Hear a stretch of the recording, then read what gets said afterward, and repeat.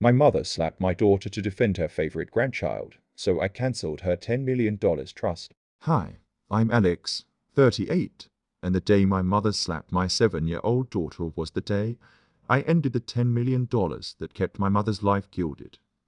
The summons came like it always did Sunday. 3 o'clock p.m., her name flashing on my phone with that fake warm smile. Are you on your way? Lorena and my little queen are already here, she sang.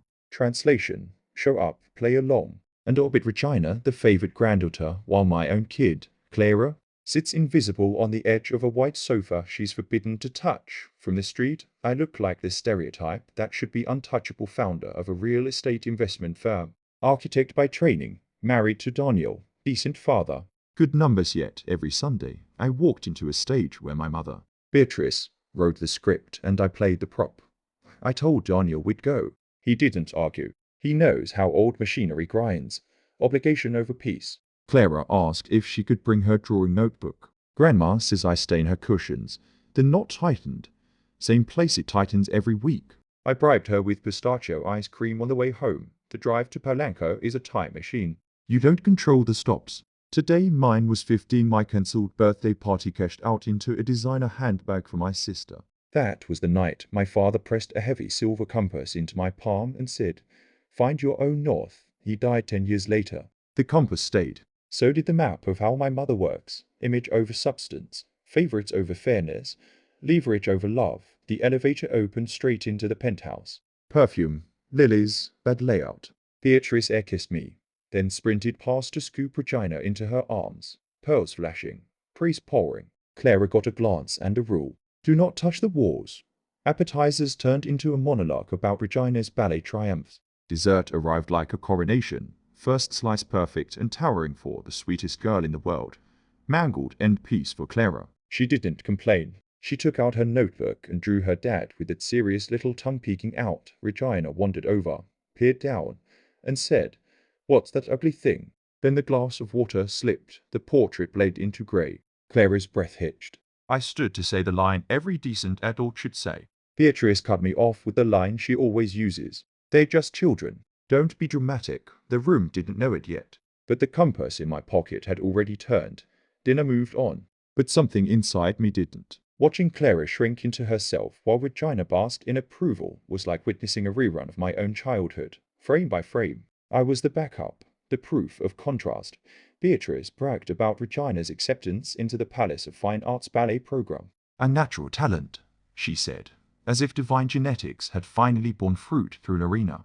I congratulated them, because that's what you do when civility is the only shield. Then she turned to Clara. And you, still doing your little drawings? That word little dipped in acid. I told her about Clara's art teacher praising her sense of composition. She has real talent, I said. Beatrice's fork clinked against the plate. Art doesn't make money, Alyssa. It's a hobby for failures. You should guide her towards something useful. Something that will get her a husband. Daniel tried to step in, soft-voiced, logical. The important thing is that she's happy. Beatrice ignored him, zeroing in on me. You think money solves everything? You're spoiling her. Raising her weak. I'm raising her to be free, I said. My voice came out steady, though my pulse thudded like machinery. She laughed without humor. We'll see. When Regina dances in Paris and your daughter sells drawings in a flea market. We'll see.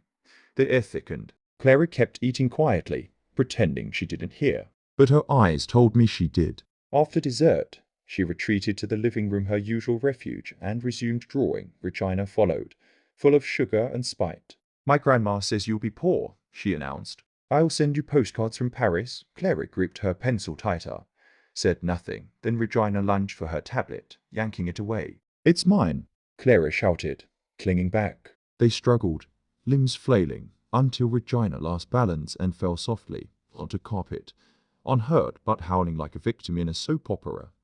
That sound summoned the court. Beatrice and Lorena rushed in as if the palace had been breached. My queen, are you hurt? Lorena cooed, clutching her daughter. Beatrice turned to Clara, fury already shaped.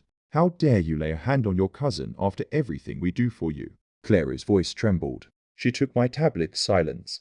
The word cracked like a whip, and then it happened. Her hand rose, swift, deliberate. Years of venom condensed into motion. The slap echoed against marble and glass. The mark bloomed red on my daughter's cheek. The compass in my pocket felt suddenly alive. Burning cold against my hand. Everything froze after that sound. It wasn't loud, it was clean, sharp, efficient, like the closing of a vault door. Clara stood still, her small hand pressed to her cheek, eyes wide and wet but dry of tears. She looked at me, and that look contained a question I had once asked silently for years. Why didn't you protect me? My mother stood before her, chest heaving, triumphant in her righteousness. Someone has to teach this child manners, she hissed. You let her do whatever she wants. Daniel's voice sliced through the silence. You just hit my daughter. Beatrice didn't even blink. And I'd do it again. You two are useless parents. Lorena hovered behind her, half horrified, half smug. Regina clung to her mother's leg, peeking out with a satisfied little smirk. I knelt, touched Clara's cheek gently. Her skin was hot beneath my palm. I kissed it once. We're leaving, I said. Daniel moved beside me instantly. My mother barked. You're not going anywhere until she apologizes. I didn't answer. I lifted Clara into my arms, felt her trembling against my neck. Every muscle in me was silent steel. Beatrice's voice followed us down the hall, shrill and cracking. If you walk out that door, don't bother coming back. After everything I've done for you. The elevator opened with a soft ding. I stepped inside without turning. The doors slid shut on her voice. Inside the metal box, Daniel placed a hand on my shoulder. You did the right thing, he said. I nodded once. No tears, no words, just the hollow calm before something immense shifted me wide the time we reached the garage. My hands had stopped shaking. I strapped Clara into her seat, then stood outside the car for a long moment, the concrete walls humming with silence. Then I reached into my jacket, took out my phone and scrawled to one contact.mr. Serrano, my father's lawyer, the man who knew where the real levers of power were buried. He answered on the second ring. Alyssa, good evening. Is everything all right? No, I said. But it will be. He paused. What do you need from me? I'm invoking the revocation clause on the Beatrice DRAM Rest Trust. Effective immediately. He was silent for a beat too long, then said, Understood? You have that authority. Proceed as your father intended. I hung up, got in the car, and exhaled once. It wasn't vengeance. It was reclamation. The compass in my pocket pointed home. The ride home was quiet, heavy but steady. Clara fell asleep halfway. Her small body slumped against the seatbelt, a faint pink mark still visible on her cheek. I watched her in the rearview mirror and thought, this ends with me dotted home. I carried her upstairs, laid her in bed, and tucked her in with the care my mother never gave. I brushed a strand of hair from her face and whispered, You're safe now, in the kitchen. Daniel poured me a glass of wine. You really did it, he said quietly.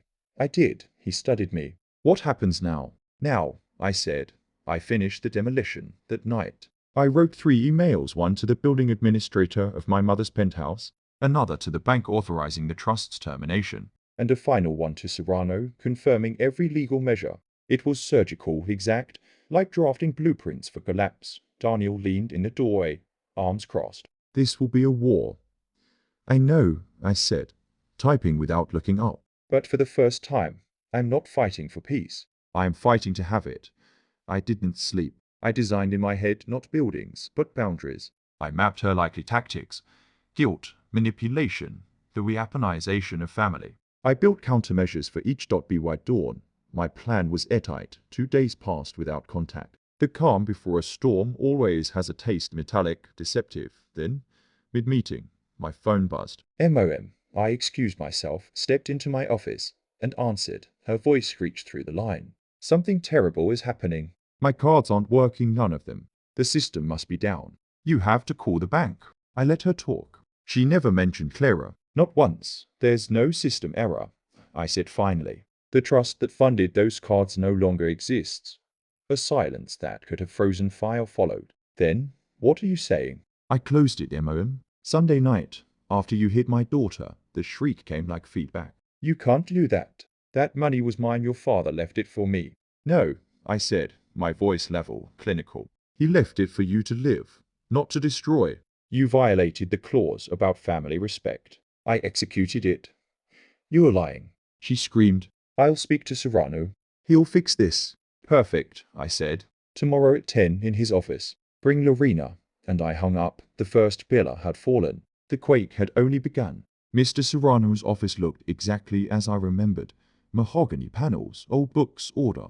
The kind of room where truth had weight. Daniel and I arrived early. My mother and Lorena were already there, Beatrice rigid in her chair, Lorena looking small and exhausted. Both wore expensive clothes like armor they could no longer afford. Serrano adjusted his glasses and began, calm and measured. Mrs. Beatrice de Ramrez has expressed confusion about her trust. I'm here to clarify the facts. Tell her. My mother snapped. Tell this ungrateful child she has no right to touch my money. He opened a folder. According to the structure designed by your late husband, the trust was revocable under a specific condition, violation of the Family Respect Clause. The only individual with authority to revoke it was his daughter, Mrs. Alyssa Ramrez. The words landed like hammer blows. Beatrice blinked, color draining from her face. Impossible. Ignacio would never. He loved me. Your husband loved you, Serrano said softly. But he trusted Alyssa. Lorena shifted uncomfortably. Beatrice's outrage turned to panic.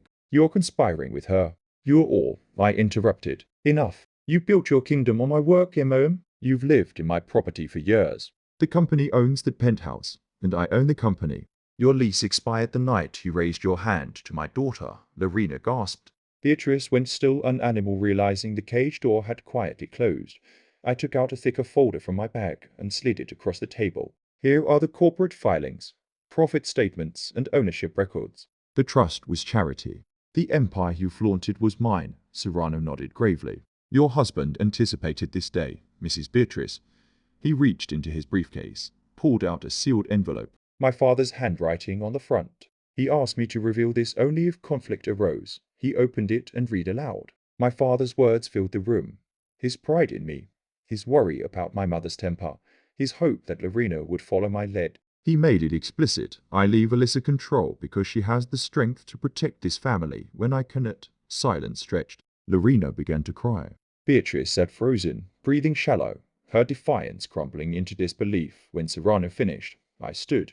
M.O.M., you have 30 days to vacate the penthouse. Lorena, the company card you've been using is cancelled as of today. Mr. Serrano, proceed. I didn't look back. Behind me, I heard only the sound of my heels on marble and the quiet collapse of a dynasty built on someone else's dignity. 30 days later, the illusion finally cracked. I watched from my car as movers carried boxes out of the Polanco building. My mother stood on the curb in dark sunglasses, barking orders that no one obeyed. Lorena hovered beside her, red-eyed, directing men to load what little they could afford into a modest truck. Their new address, a small apartment in Del Val. Middle class, clean, anonymous. For the first time, they looked like ordinary people. I didn't feel triumph, only stillness. I had stopped an inheritance of cruelty, nothing more. Then the calls began. Relatives who'd ignored me for years suddenly discovered their sense of outrage. How could you do this to your own mother? Aunt Carla demanded. She hit my daughter, I said.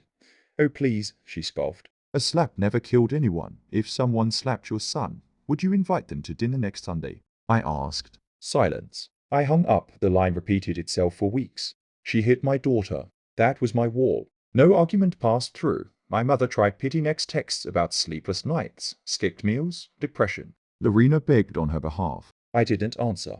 I knew withdrawal when I saw it. They were addicted to control, and I had cut the supply. When the 30 days ended, they were gone from Polanco. Their new life began in the quiet mediocrity they'd once mocked. Mine began too. Sunday dinners moved to my garden friends, Daniel's parents. Laughter without sharp edges. Clara filled sketchbooks with color and motion. Her drawings now hung on every wall. Bright defiance against old ghosts. Daniel watched her one evening and said, "You finally look free." He was right. I felt light, unclenched. New. Months passed. Lorena found a job she hated. My mother stayed home watching telenovelas, still convinced I'd call to fix everything. Then one night, 6 months after the exile, my phone rang. Unknown number. I answered. Alyssa. Her voice was small, brittle. It's me. I waited. I miss you, she said. I'm sorry for hitting Clara. For everything. I felt nothing. Not hate. Not forgiveness, just absence. I appreciate the call, I said. Can we see each other? Can I see my granddaughter? No, M.O.M., but I apologized. An apology doesn't erase what you chose to do. I'll make sure you have what you need to live, but you won't have access to my daughter again. I hung up quietly. Some boundaries exist to preserve life. 2 years have passed. The world is smaller, calmer, cleaner. Clara grows in sunlight, certain that love doesn't hurt. Daniel and I have peace instead of performance. I didn't destroy my mother. I removed her from power, and for the first time in generations, the line ends with me. Freedom didn't roar. It whispered. The silence left by my mother was a silence I could finally breathe in. No tense phone calls. No veiled insults hidden behind compliments. The quiet was not emptiness, it was recovery. Clara flourished in ways I had never imagined. Her teachers praised her creativity, her confidence, her sense of calm. She filled the house with drawings bold, unapologetic colors. She painted a large canvas one afternoon and told me, "This is what peace looks like." I looked closer. A woman and a child walking into sunlight, leaving a shadowed house behind. Daniel and I thrived too. The tension that used to hang between us dissolved. We talked more, laughed more, even argued better. There was no longer a ghost in our marriage. I occasionally heard of my mother and sister through distant relatives. Lorena now worked full-time at a clinic, perpetually complaining about her boss. My mother stayed mostly indoors, her new apartment smaller than the dressing room she used to brag about. She never invited anyone over. Pride doesn't fit in small spaces. Once, I saw her by chance at a CF downtown. She didn't see me. She was sitting alone, carefully dressed but diminished, paying for her coffee with cash, slowly counting bills. Her hand trembled. For a brief second, pity surfaced, then receded. That night, I told Daniel. "Do you regret it?" He asked. "No," I said. "I regret that she never gave me something worth forgiving." He nodded, then took my hand across the table. Then stop wondering. You've done what she never could: protect your family. Months later, Clary's school invited parents to a small exhibition of student art. On the wall hung her painting, the same one she had shown me at home. Underneath, her teacher had written a caption. "My MOM taught me to find my north." The words pierced deeper than any award ever could. That night, I took out the silver compass my father had given me. I turned it in my palm, feeling the steady pull of the needle. Unwavering, precise. For decades, that compass had pointed somewhere I was too afraid to go. Now, it aligned perfectly with my life. My father had been right. A woman without a compass lives at the mercy of others' winds. But I had finally built my own direction, and a daughter who would never need permission to follow hers. 2 years later, I stood on my terrace at dusk, a glass of wine in hand, watching Clara sketch the skyline. She had grown taller, her strokes more confident, her laughter louder. Daniel was sitting at the table behind us, music humming softly through the open windows. Peace didn't feel like triumph, it felt like balance. Sometimes people ask if I forgave my mother. The truth is, forgiveness stopped being the goal. It implies a debt still exists. I simply closed the account. She calls occasionally, from numbers I don't recognize. I never answer. I still make sure her basic needs are covered, an automatic transfer each month, but that's not compassion. It's closure, Lorena wrote once. A short email. You were right, I didn't reply. The past doesn't need maintenance. What matters is this. My daughter lives in a house where she knows that love never raises its hand, that respect isn't conditional, that silence doesn't mean submission. That was the inheritance I chose to build for her. Some nights, I still hear echoes of that slap, the sound that ended one life and began another. It reminds me that endings aren't always destruction. Sometimes they're foundation work. As for my mother's favorite question, after everything I did for you, this is how you repay me. I finally have an answer. Yes, By ending the cycle, by choosing the child over the parent, by turning pain into structure, fear into steel, silence into protection. I look at Clara now, sunlight reflected in her hair, her pencil moving in rhythmic certainty. She glances up at me and smiles the same steady, knowing smile my father once had. That's when I realize the compass isn't in my pocket anymore. It's alive in her hands, pointing forward, steady and true. The north has been found.